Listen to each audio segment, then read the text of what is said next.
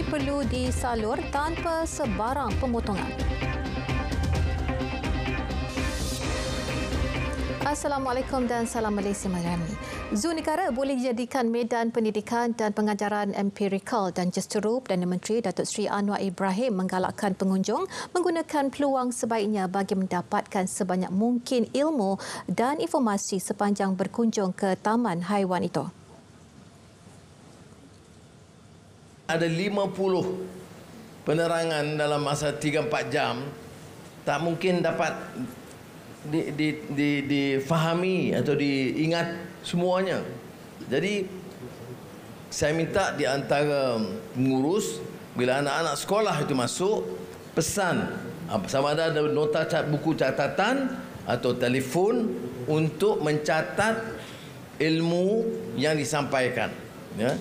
Kerana pengajaran begini, pendedahan yang empirikal, melihat dan juga mendapat maklumat tambahan itu tidak sering diperolehi di kuliah-kuliah. Jadi saya harap kita mulakan juga budaya ini, budaya ilmu di zoo. Beliau berucap pada majlis perasmian sambutan Jubli Intan ulang tahun ke-60 Zoo Negara. Datuk Seri Anwar turut memaklumkan bahawa Malaysia akan menghubungi kerajaan China untuk membincangkan keperluan melanjutkan tempoh pinjaman panda gergasi yang akan berakhir tahun ini. Beliau optimis hubungan dua hala yang baik antara kedua-dua negara memungkinkan mekanisme dicapai bagi membolehkan pelanjutan tempoh pinjaman panda tersebut. Semua sekolah diarah untuk mematuhi garis panduan berkaitan penyaluran bantuan awal persekolahan BAP kepada murid. Justeru penyaluran bantuan bernilai RM150 bagi setiap murid perlu diberi tanpa melakukan sebarang bentuk pemotongan. Kenyataan dikeluarkan Kementerian Pendidikan Malaysia turut memaklumkan BAP dilaksana bertujuan meringankan beban perbelanjaan persekolahan pada awal tahun yang ditanggung oleh ibu bapa atau penjaga. Penyaluran BAP dilakukan melalui sekolah secara kredit ke akaun murid atau secara tunai. KPM juga turut prihatin terhadap beberapa aduan yang diterima mengenai penyaluran peruntukan BAP kepada murid. Sebarang pertanyaan atau aduan mengenai penyaluran BAP boleh dibuat menerusi sistem pengurusan aduan awam KPM. Stesen televisyen dan radio di bawah Jabatan Penyiaran perlu lebih agresif dalam menghasilkan kandungan kreatif dengan tujuan menyebar luas maklumat semasa. Menteri Komunikasi Fahmi Fadil berkata peranan radio penting dan masih relevan sebagai penyampai informasi terkini walaupun penggunaan kecerdasan buatan semakin meluas. Justeru kesemua 34 stesen radio dan 6 stesen televisyen di bawah RTM digesa untuk menghasilkan kandungan mengikut trend semasa dan ini termasuk lebih aktif dalam penggunaan platform media sosial.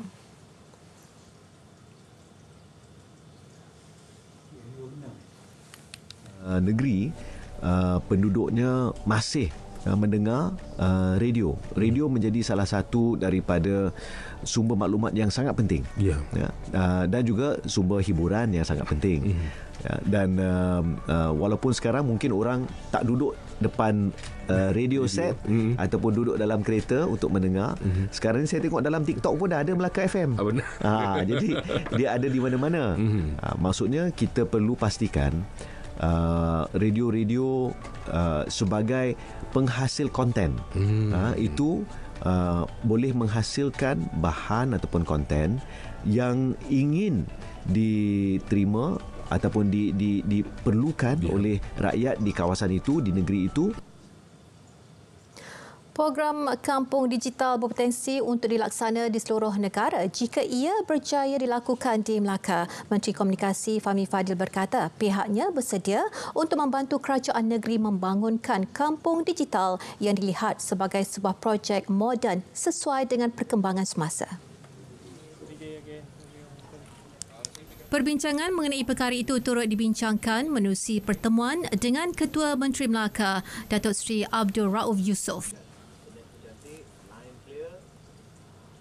Semalam saya sempat buat kunjungan hormat kat atas Yang Berhormat Ketua Menteri dan kami ada bincang beberapa perkara untuk membantu contohnya kampung digital di Melaka yang diusahakan.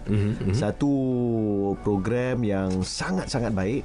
Dan kalau kita berjaya laksana di Melaka, kita nak bawa ke seluruh negara, terutama kawasan-kawasan yang ada masalah alamat. Jadi saya nampak Melaka dia memang ke depan. Polis mengesahkan mayat yang ditemukan di pantai Teluk Lipat petang semalam adalah salah seorang suspek yang melarikan diri daripada pemeriksaan polis Khamis lalu. Ketua Polis Daerah Dungun, Superintendent Maizura Abdul Kadir berkata suspek dipercayai terjun ke dalam Sungai Dungun. Mayat suspek ditemui orang ramai terdampar pada benteng pemecah ombak kira-kira 7 km dari lokasi kejadian pada pukul 6.38 petang. Usaha mencari seorang lagi suspek kini sedang giat dijalankan. Operasi pencarian dibantu unit rescue, IPD Dungun serta Jabatan Bomba dan Penyelamat Malaysia. Dalam kejadian Khamis lalu, 3 suspek yang menaiki sebuah lori dipercayai melarikan diri daripada pemeriksaan polis. Sebaik lori terbabit ditahan, 2 suspek bertindak nekat terjun ke dalam Sungai Dungun, manakala seorang lagi suspek berusia 35 tahun berjaya ditahan. Hasil pemeriksaan polis menemukan segulung kabel telekomunikasi yang dipercayai dicuri tersimpan pada bahagian belakang lori terbabit. Operasi mencari dan menyelamat SAR 3 lagi mangsa insiden tanah runtuh di Kampung Raja Blue Valley diteruskan hari ini. Timbalan Pengarah JBPM Pahang, Mat Gizani Mat Ghazi berkata operasi bermula 8.30 pagi melibatkan 158 anggota serta pegawai dari Pahang, Perak dan Selangor. SAR turut disertai pelbagai agensi seperti Angkatan Pertahanan Awam Malaysia, Polis Diraja Malaysia, Jabatan Mineral dan Geosains Malaysia JMG serta Jabatan Kejeraya. 2 ekor anjing pengesan K9 JBPM turut digerakkan bagi membantu operasi yang menumpukan sektor tengah runtuhan. Ia berhampiran lokasi 2 mayat mangsa ditemukan semalam dalam radius 50 meter. Pemantauan oleh pihak JMG di lokasi setakat ini mendapati tiada pergerakan tanah baharu, namun operasi menyelamat terpaksa dihentikan sekiranya berlaku hujan lebat. Perkembangan banjir. Sehingga pukul 12.30 hari tadi, jumlah penduduk terjejas banjir di Terengganu sedikit berkurangan berbanding pukul 6 pagi tadi.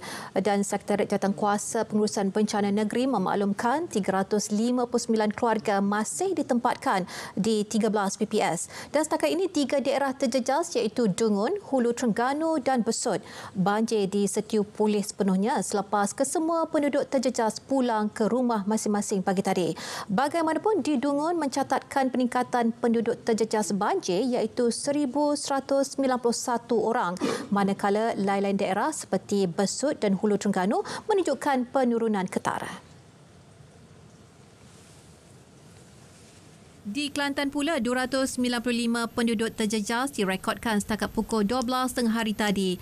Kesemua mereka membabitkan 86 keluarga ditempatkan di 5 PPS di Kuala Krai dan Tanah Merah. Berdasarkan portal info bencana banjir JKM, Tanah Merah merekodkan penduduk terjejas banjir paling ramai iaitu 278 orang di 3 PPS. Ia diikuti Kuala Krai dengan merekodkan 32 orang di 2 PPS. Sementara itu, menurut portal Public Info Banjir menunjukkan setakat pukul 11 pagi, satu sungai iaitu Sungai Golok di Rantau Panjang, Pasir Mas masih melebihi paras bahaya.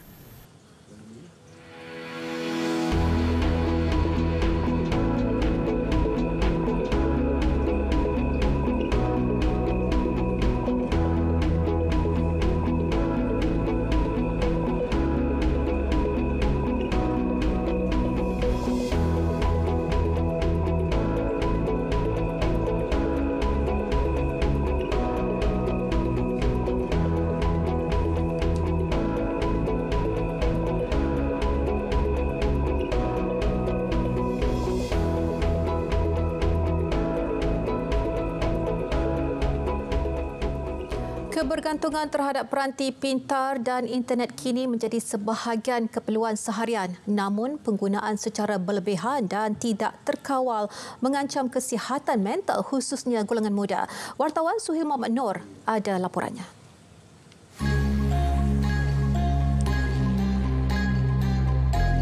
Saudara, statistik yang diperoleh melalui Tinjauan Kebangsaan Kesihatan dan Mobiliti melaporkan sebanyak 5.6 juta remaja mengalami isu kemurungan dan separuh daripadanya adalah berpunca daripada di sebalik kemajuan digitalisasi pada masa kini.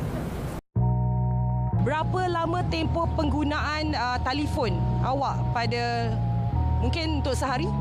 Saya 6 jam rasanya. Lebih kurang macam tu lah. Boleh kata dalam satu hari tu memang banyak main phone. Kalau saya dalam lebih daripada 5 jam sehari. Saya rasa lebih juga, macam 6 jam, 7 jam macam tu lah. Kajian pasca pandemik mendapati media sosial mempengaruhi tahap kemurungan pelajar yang sukar beradaptasi semula kepada kuliah secara fizikal. Mengikut kepada kes-kes kaunseling iaitu kes kesihatan mental yang dikendalikan oleh Pusat Kerjaya dan Kaunseling seluruh sistem UiTM, 38% daripada kes kesihatan mental adalah kes kemurungan. Statistik ini adalah bagi tahun 2023 lah. Dan sebenarnya daripada data yang saya lihat, kes kemurungan, kes kesihatan mental dan yang lain-lain tu juga meningkat dari tahun ke tahun sebenarnya. Bagi mengatasinya, pengguna perlu bijak menggunakan media sosial ke arah kebaikan.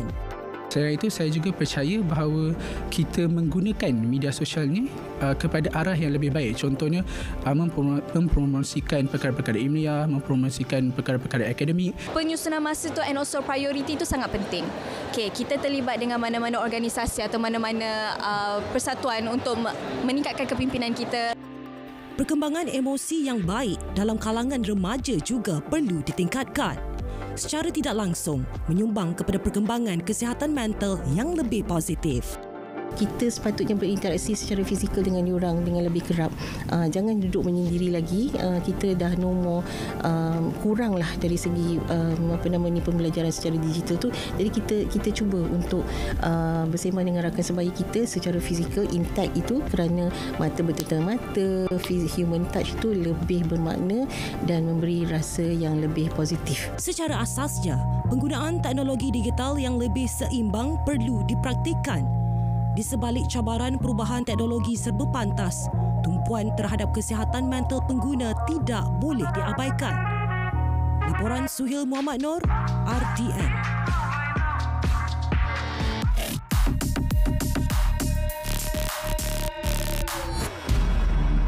Isu pemilikan Kampung Setiajaya kembali tular. Kali ini, si kaki fitnah mendakwa tanah yang jadi rebutan berkenaan akan diberi kepada kaum tertentu. Dakwaan dikemuka menerusi muat naik video ucapan peguam yang ditokok tambah dengan teks berbaur hasutan. Semakan Pasukan Biar Betul mendapati tuduhan terbabit adalah fitnah. Sebaliknya, isu terbabit telah diselesaikan secara baik. Kata sepakat berjaya dicapai hasil perbincangan antara wakil penduduk dengan pemilik tanah dikelola Menteri Wilayah Persekutuan. Justru, sekiranya pihak terlibat pertikaian telah berdamai, bagaimana boleh muncul dakwaan sedemikian? Henti sebar fitnah. Jangan mainkan isu 3R. Penyebaran perkara seumpama merupakan kesalahan. Terima bahan fitnah atau disyaki tidak betul, segera lapor ke MCMC. Biar betul, tak pasti jangan kongsi.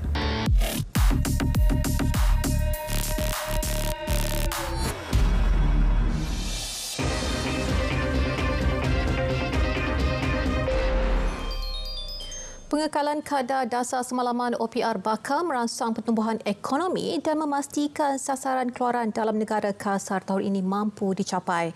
Penganalisis ekonomi berpendapat keputusan itu dibuat setelah mengambil kira penilaian inflasi dan prospek pertumbuhan ekonomi global dan domestik.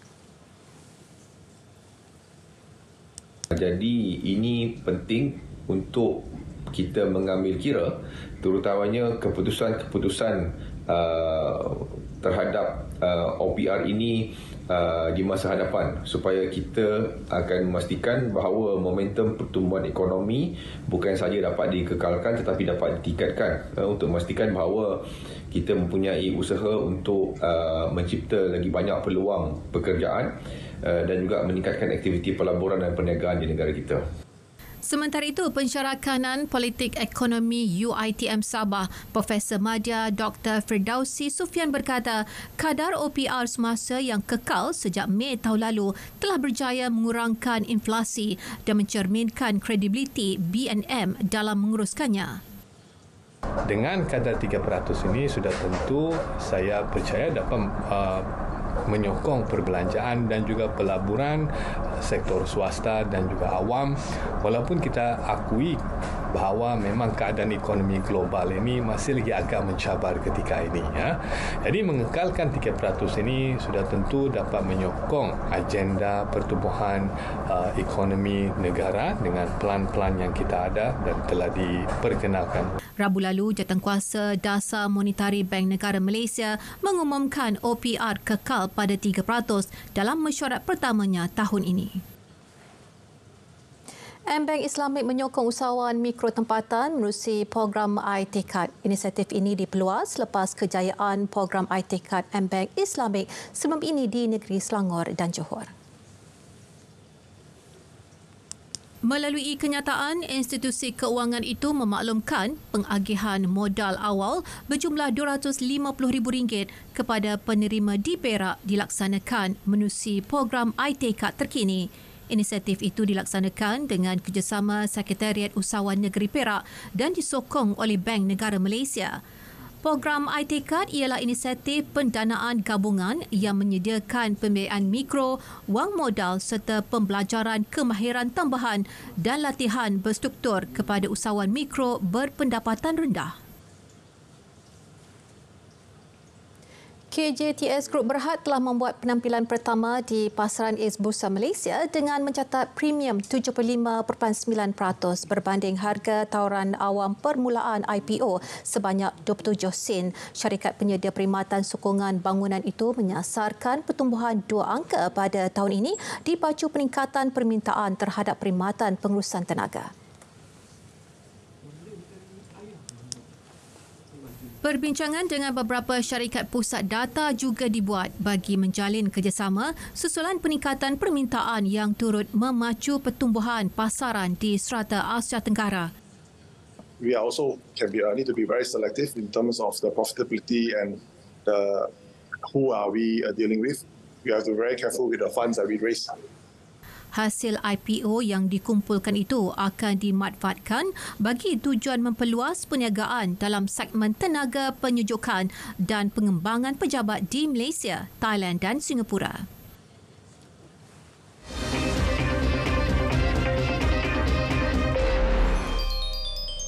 Mahkamah Keadilan Antarabangsa ICJ seharusnya mengeluarkan arahan yang lebih tegas iaitu gencatan senjata segera dilaksana di Gaza dalam penghakimannya berhubung tuduhan genosid dihadapi Israel.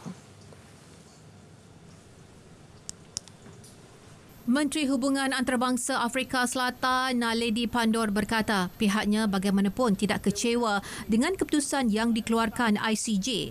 Ini kerana untuk menyampaikan bantuan kemanusiaan serta mengurangkan kemudaratan terhadap mereka yang tidak bersalah dengan perang ini memerlukan pelaksanaan gencatan senjata. Katanya Israel perlu cari cara untuk memenuhi tuntutan yang telah diarahkan ICJ termasuk dalam urusan pembebasan tawanan. Pandor ditemui selepas keputusan ICJ di The Hague, Netherlands. Sementara itu, keputusan ICJ berhubung kes genosid di Gaza disambut baik wakil Palestin.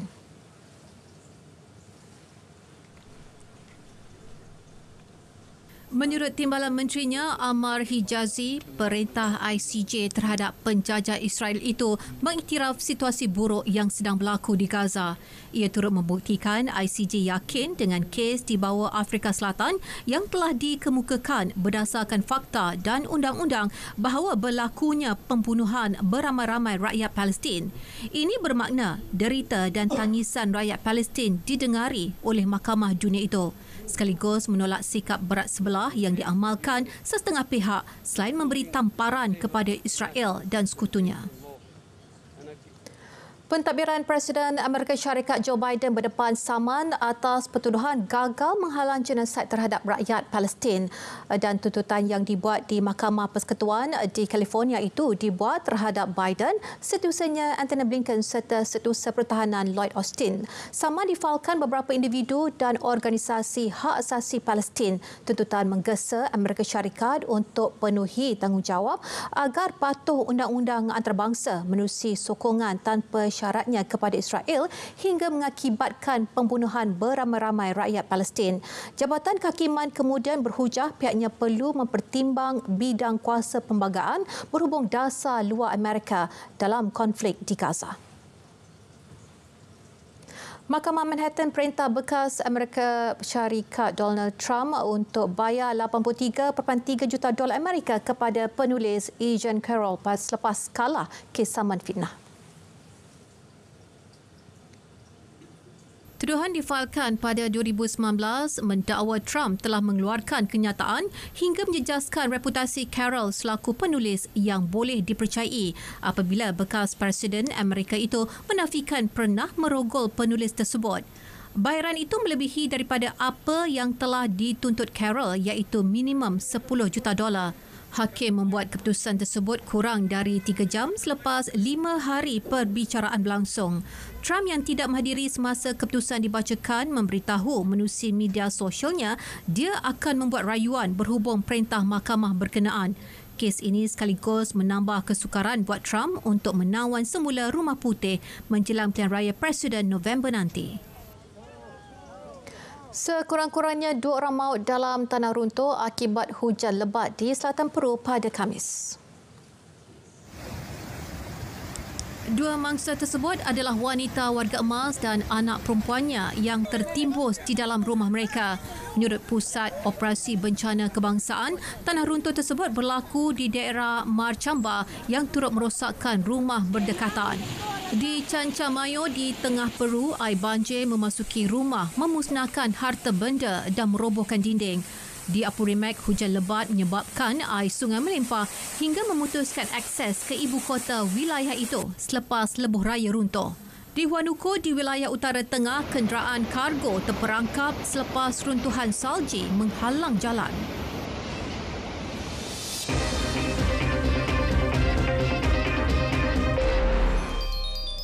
Kejohanan badminton berpasukan Asia BATC 2024. Gandingan Go Zifi Nur Izzuddin Rumsani disenarai bagi menggalas cabaran pada kejohanan tersebut yang akan berlangsung di Shah Alam Selangor bulan depan. Menurut pengarah kejurulatihan Persatuan Badminton Malaysia BAM Reksi Manaiki, pasangan itu dilihat pilihan terbaik bagi menggantikan gandingan Teo Iyi Ong Yu Sin. Memang kita offer dia, first dia okey, tapi last Rosman bincang dengan player, dari player sendiri Theo dia cakap bahawa dia ada main itu 4 turnamen. Kalau dia main di BATC berarti dia ada 5 turnamen. Dengan kondisi dia punya lutut tak fully fit, dia tak sure dia bisa main. Jadi dia appreciate kita offer dia. Tapi end of the day dia cakap bahawa dia untuk kali ini dia tak bersedia untuk mainlah karena kondisi dari Theo yang belum fully fit.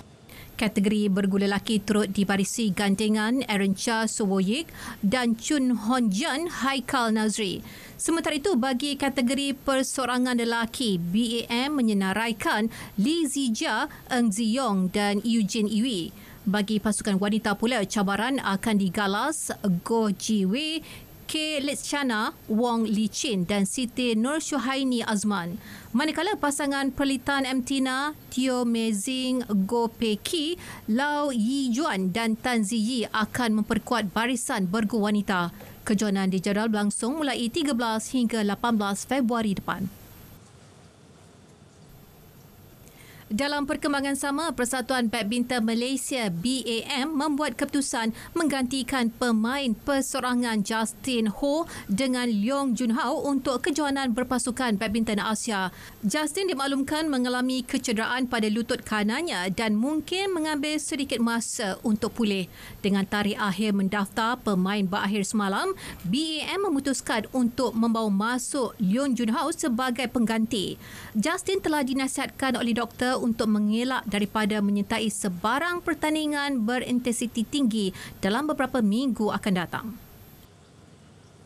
Kejohanan hoki wanita 5 sebelah Piala Dunia 2024. Ketua Jurulatih skuad hoki 5 sebelah negara Nabil Fikri Muhammad Noor memuji persembahan anak buahnya ketika Malaysia menundukkan New Zealand 5-3 pada perlawanan klasifikasi kedudukan 5 hingga 8.